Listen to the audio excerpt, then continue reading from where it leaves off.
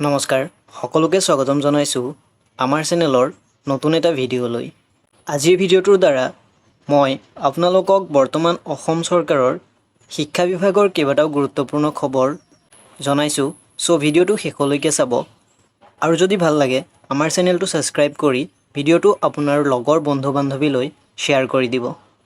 প্ৰথম কথা, বহুতেই মোক সুধি আছিল জিটিপিজিটি শিক্ষকৰ পদসমূহ পূৰণ কৰাৰ বাবে অসম চৰকাৰৰ শিক্ষা বিভাগে যি এডভাৰটাইজমেণ্ট প্ৰকাশ কৰিছিল তাৰ ফৰ্ম ফিল আপ প্ৰক্ৰিয়া কেতিয়াৰ পৰা আৰম্ভ হ'ব।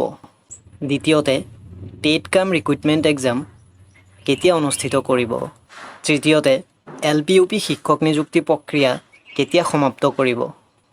এই গোটেই প্ৰশ্নখিনিৰ উত্তৰ বৰ্তমান অসমৰ মাননীয় শিক্ষামন্ত্ৰীদেৱে সংবাদ মাধ্যমৰ ওচৰত অৱগত কৰিছে।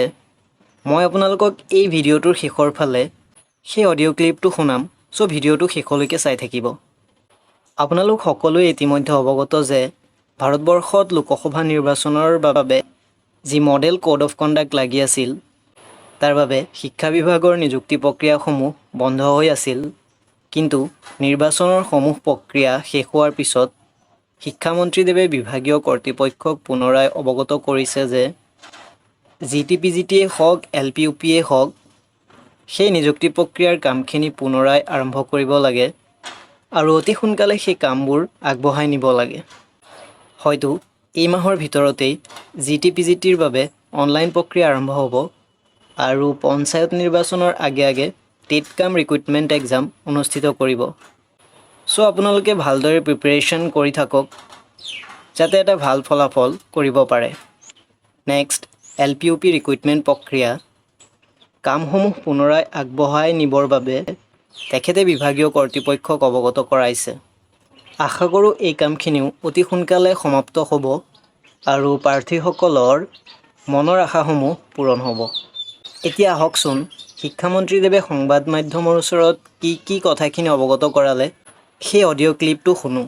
গৰম বন্ধ আহি আছে। গৰম বন্ধৰ আগে আগে যিখিনি আইনমতে সিদ্ধ যিখিনি ট্ৰেন্সফাৰ পোৱাৰ যোগ্য সকলোৱে অৰ্ডাৰ লাভ কৰিব। শিক্ষা সেতুৰ জৰিয়তে ট্ৰেন্সফাৰ এপ্লিকেশ্যনৰ প্ৰক্ৰিয়াটো অলপ সময় ল'ব।